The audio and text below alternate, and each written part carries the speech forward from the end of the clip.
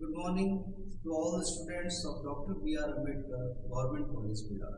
Students, in our earlier two lectures, we studied about the first and the second stanza of the poem The Ode to the West Wind written by P.B. Sen, Percy B.C. Sen. Today, we are going to study the third stanza of the same poem. This poem contains total 5 stanzas and each stanza contains total 14 lines. In the first stanza, we studied about the effect and the power of west wind on earth. In the second one, we studied about the power of the west wind over the sky. And today, the third stanza which we are going to study will describe and explain that how the west wind exerts its power even in the ocean, in the sea, in the underground. So first of all, I recite the poem written on the whiteboard for your better pronunciation. So listen it attentively so that you will get better hint of its pronunciation. So I begin. Ode to the West Wind by P.B. Sen.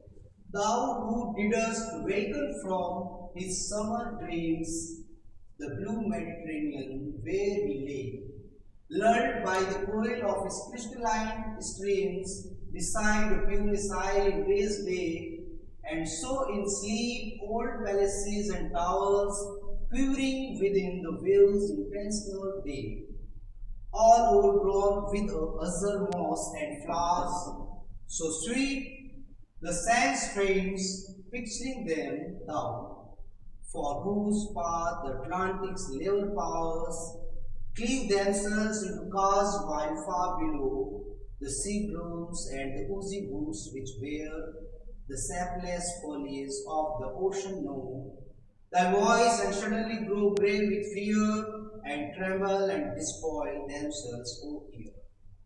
So students, I recited the third stanza. Now I take word by word with its explanation, एक एक शब्द लेके मैं चलता हूँ, एक एक पंक्ति को मैं आपको अच्छी तरह से समझाता हूँ.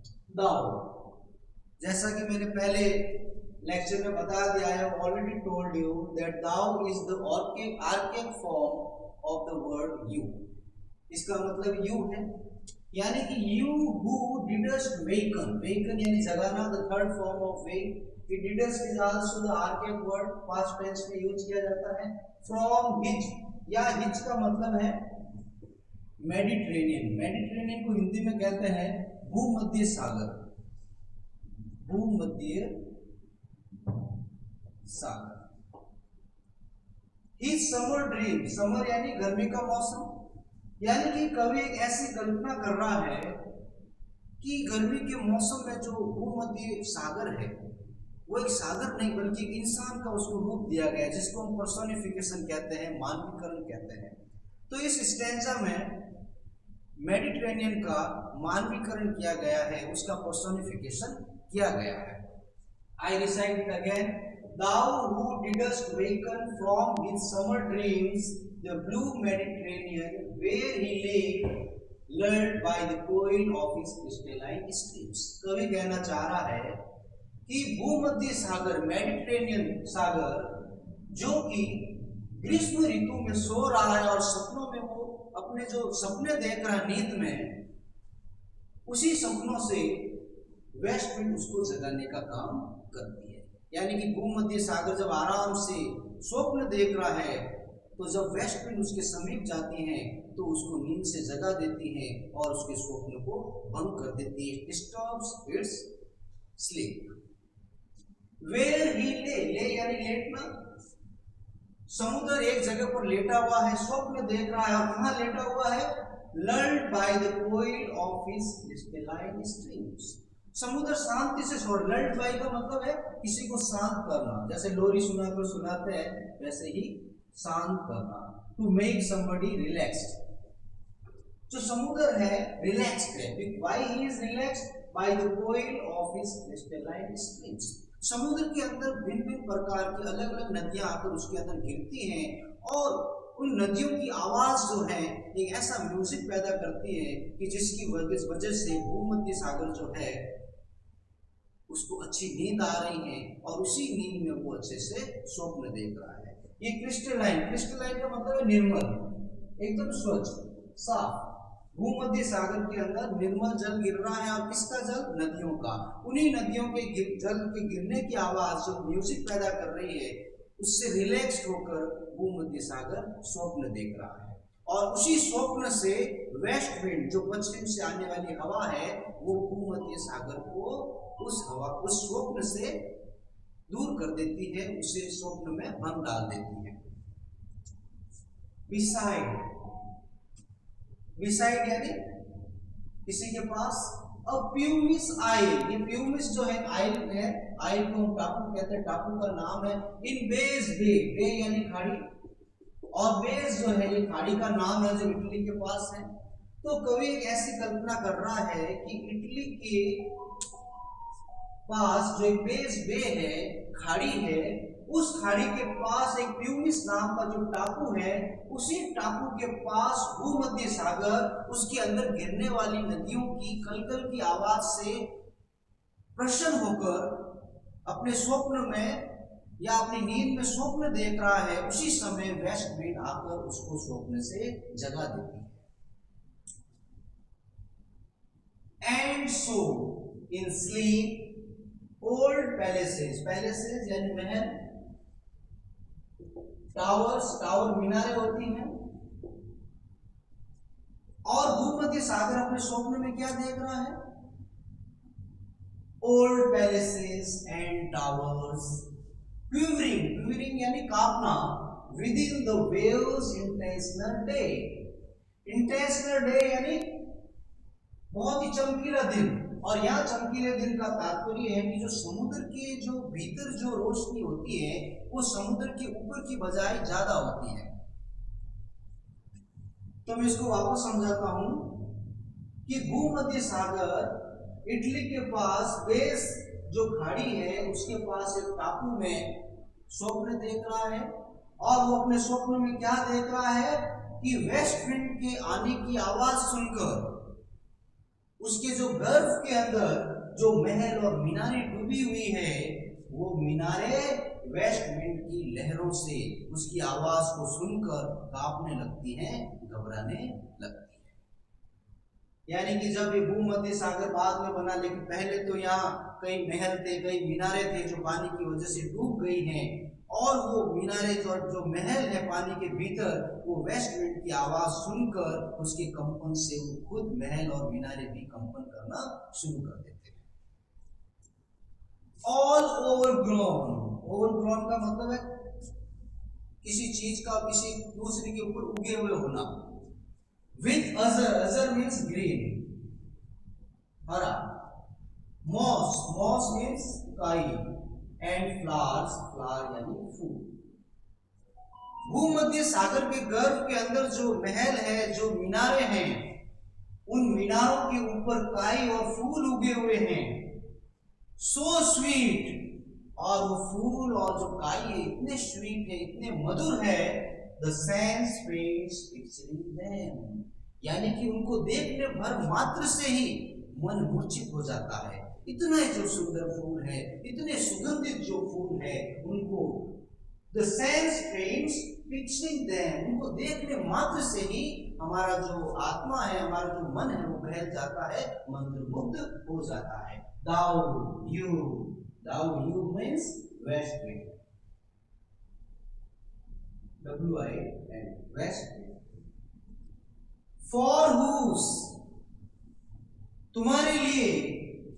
पाथ, पाथ यानी रास्ता, रास्ता। द अटलांटिक्स लेवल पावर्स, तो यहां पर ये देखिए पिछली देर तक भूमध्य सागर का किस्सा पूरा होता है।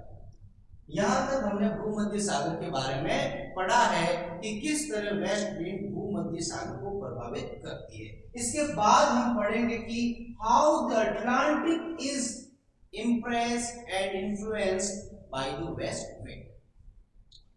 तो कवि कहना चाह रहा है कि जब पवन आगे बढ़ती है, वेस्ट विंड आगे बढ़ती है, तो उसकी आवाज को सुनकर जो अटलांटिक शांत होता है, अटलांटिक महासागर जो शांत होता है, जिसकी सतह समतल होती है, वेस्ट विंड की आवाज को को सुनकर cleave themselves into cosmos. Cleave means भागों में बढ़ जाना, दो हिस्सों में बढ़ जाना, एंड कास्म यानी खाई गड्ढे। जब वेस्ट विंड की आवाज सुनकर, जब यहाँ हम कह सकते हैं जब वेस्ट विंड आती है तो उसकी आवाज सुनकर अटलांटिक महासागर भी घबरा जाता है, और जिसकी सतह वेस्ट विंड के आने तक समतल थी, वेस्ट विंड के आते ही वो दो भागों में बढ़ जाता है, उसके बीच एक खाई पैदा होती है। ऐसा प्रतीत होता है कि मानो अटलांटिक ने वेस्ट विंड को जाने के लिए रास्ता दिया हो, उससे डरकर उसको मार दिया। Cleave themselves into cosmos while far below, बहुत ही नीचे, भूमध्य इस अटलांटिक के खूब नीचे, the sea bloom means फूल, फूलों के पौधे, और सी यानी सागरीय पौधे, और अटलांटिक के नीचे जो पौधे हैं, समुद्री पौधे हैं, एंड उसी वुड्स, उसी मीन्स रसदार, एंड वुड्स, ये देखिए वुड होता है, वुड लकड़ी भी होता है, लेकिन जब इसके पीछे एस लग जाता है इट मीन्स स्मॉल फॉरेस्ट, छोटा जंगल, विच वेयर। तो अटलांटिक के गर्भ के नीचे there are so many sea blooms and oozy woods, खूब सारे फूल, पौधे, पत्तियां, छोटे छोटे पादप हैं, विच वेयर, वेयर का मतलब पहनना, यहाँ पहनने का मतलब है वो पौधे कवर्ड है। The shapeless foliage of the ocean, shapeless का मतलब रसविहीन, शेप वैसे रस होता है जो डालियों में, पत्तियों में होता है, और शेपलेस यानी बिना रस के, हम ये कह सकते शक्ति विहीन, बिना शक्ति के, एंड फॉलिएज, फॉलिएज यानी पत्तियां, पेड़ पौधों की जितनी भी सारी पत्तियां होती हैं उनको कलेक्टिवली, सामूहिक रूप से फॉलिएज कहा जाता है।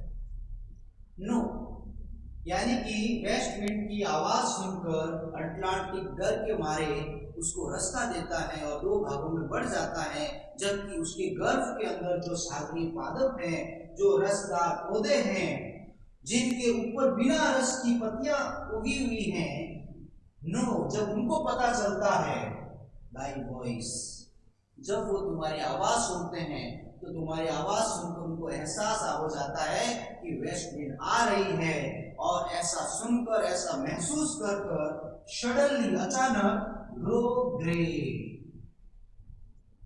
वो ग्रे हो जाते हैं। ग्रे यानी फीके पड़ने लगते हैं। Grey is the colour between black and white, काले और सफेद के बीच का रंग होता है, राख के रंग का, स्लेट के रंग का, विथ फियर। और ये जो पेड़ पौधे, पत्तियां हैं जो समुद्र के नीचे हैं, वो वेस्ट विंड की आवाज सुनकर घबरा जाते हैं, उनका चेहरा फीका पड़ जाता है, मतलब उनकी पत्तियां फीकी पड़ जाती है, एंड ट्रेमल, और कांपने लगती है। एंड डिस्पॉइल्ड, डिस्पॉइल का मतलब बिखेर देना, रॉब यानी लूटना, themselves, और डर के मारे उनकी पत्तियां पेड़ पौधों से टूटकर नीचे गिर जाती है। कहने का तात्पर्य ये है कि जब पतझड़ का मौसम आता है तो केवल धरती पर ही पेड़ पौधों की पत्तियां नहीं गिरती हैं, बल्कि उसका इफेक्ट, उसका प्रभाव समुद्र के भीतर भी पड़ता है, और वहां के पौधे भी पतझड़ के आने पर अपने फूल,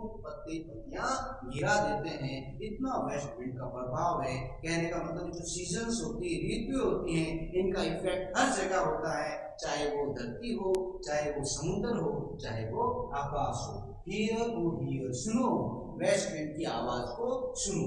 यहाँ मैं एक चीज बता देता हूँ, ये जो ग्रे है, GRAY, कई बार GREY भी होता है, दोनों सही है। तो मेन डिफरेंस ये है कि GRAY ये जो है वो यूएस में यूज होता है, और GREY है ये इंग्लिश स्पोकन कंट्रीज में यूज होता है, दोनों का सेम है। So I sum up the whole stanza, that thou who didst waken from his summer dreams, the blue Mediterranean where he lay, lulled by the coil of his crystalline streams, beside a puny isle in peace bay, that once when Mediterranean sea was dreaming near Base Bay, and in his dream he was dreaming about the palaces and towers which are quivering because the west wind is approaching. So in these lines we come to know about the effect of the west wind over the Mediterranean, and then we come all overgrown with other moss and flowers so sweet the sense fades reaching them. And all these towers and palaces which are overgrown with flowers, when they hear the voice of the west wind, they begin to tremble.